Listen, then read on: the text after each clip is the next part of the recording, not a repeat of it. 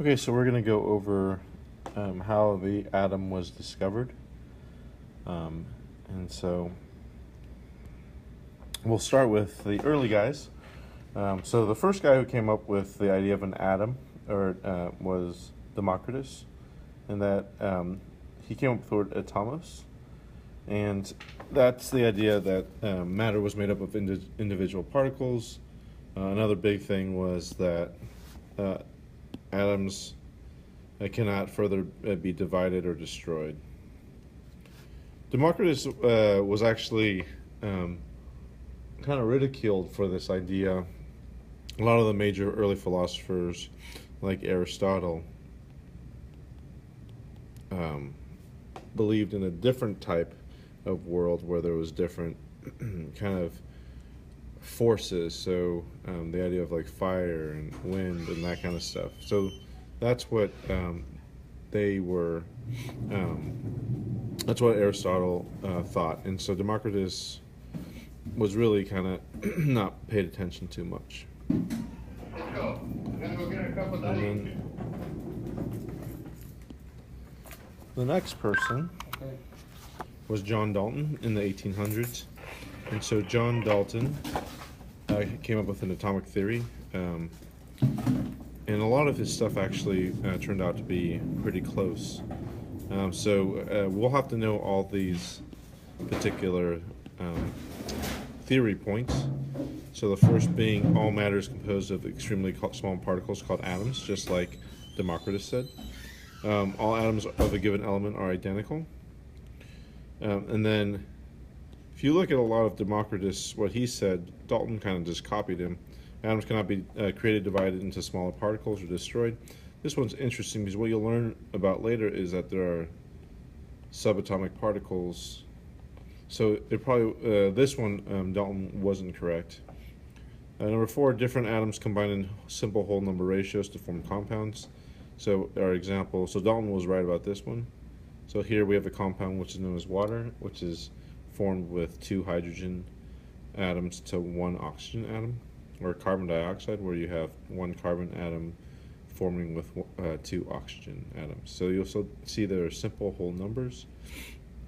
And then the last one we know as today as the law of conservation of mass. In a chemical reaction, atoms are separated, combined, or rearranged. Notice they cannot be destroyed or created new atoms. You just have to remember these 5 things that Dalton came up with. All right, so what we're going to talk about is, so Democritus, Dalton kind of discovered, there's these atoms, but then we're going to talk about the atom itself and what the atom is made up of and who discovered it. So J.J. Thomson came up with, using this cathode ray experiment, discovered what we know as the electron. So the cathode ray is very simple. There's a cathode tube. So let's just say there's a tube here. And what he did was he shot negatively charged particles. So we'll make these negatively charged particles. We'll just say that's red. And so he knew these were particles, but he actually didn't know they were charged. But what he did is he put a magnet. So as these particles are being sent across this, what we call a cathode tube, he put like the magnet. He put the positive magnet, and we notice is when the positive magnet was applied, the light. So the particles actually form light. We know of it kind of as electricity. What happened is the particles changed direction. They were attracted to the positive side, and then what happened was if you switched it. So let me draw another cathode ray tube. So if we had another cathode ray tube,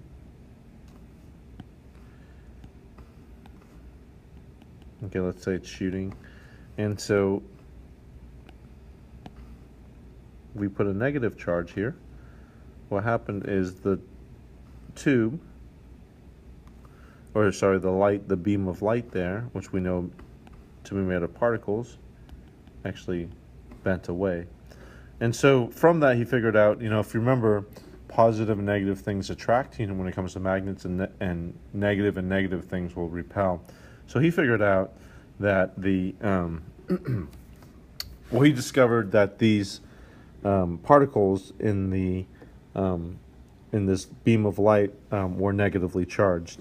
So he figured out two things. He first called these particles electrons, and he figured out that these electrons were negatively charged.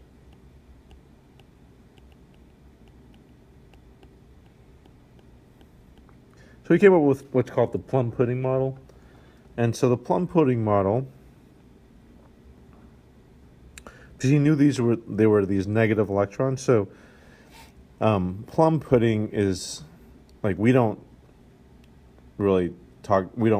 eat plum pudding, but back in the day in England, like, plum pudding was, I guess, the thing. And so basically you would have bits of, like, plum, and then there would be pudding around it. So and so he thought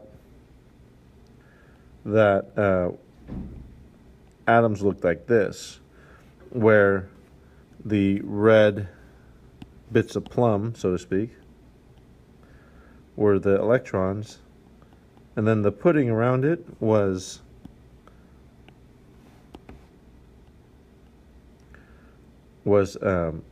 they were positive. It was just positive matter.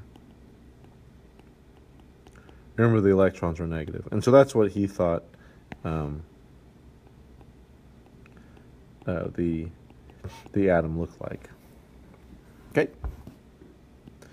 So later on, Ernest Rutherford came up with a different model, and he also discovered what we know as the nucleus. So he conducted what's a gold foil experiment, and so let's go ahead and explain the gold foil experiment. Also, the 3-minute video here is pretty good, but the gold foil experiment looks like this.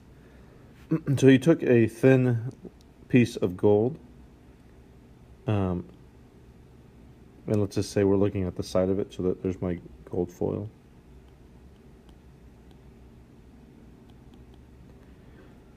And he took a radioactive material that shot out alpha radiation, and so this is here your alpha. That's alpha radiation, and so the alpha radiation shot against the gold foil. Alpha radiation is positively charged. That's important to know. Oops.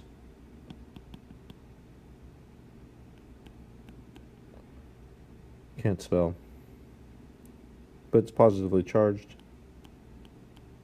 and that's important to know. So what he found was, and if you think about it, if you don't know anything about an atom and you have this solid surface, you would expect, if you had radiation, you would expect it to bounce off, right? Like, you would expect to bounce off like this. Well, what he discovered was, like, 99% of the material didn't do what he thought. 99% of the material actually went through. So a majority of the alpha radiation went through, and so that was pretty strange. So the first implication is, in his atomic model, is that atoms are mostly empty.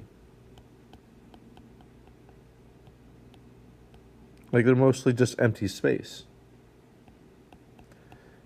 And he knew that because the particles just passed right through.